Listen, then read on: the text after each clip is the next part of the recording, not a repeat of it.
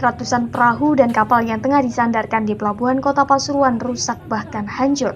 Penyebabnya karena banjir kiriman Sungai Gembong yang membuat pelabuhan di Kecamatan Panggung Rejo ini meluap. Hingga Senin siang, tampak ratusan nelayan tengah menyelamatkan bangkai-bangkai kapal yang masih bisa diselamatkan. Musibah ini membuat kerugian ditaksir lebih dari 2 miliar. Para nelayan pun diperkirakan tidak bisa melaut hingga beberapa hari ke depan. Mereka berharap agar pemerintah setempat dapat memberikan perhatian khusus kepada para nelayan yang mendapatkan musibah. Yang hilang. Ini ketahuannya sejak tadi malam atau pagi ini? Tadi malam sekitar jam 9. Ini perahunya lagi bersandar di sini. Bersandar rumah. Yang nggak kerja, yang kerja lama. Ini sekarang warga dan nelayan sedang ini ya Pak ya?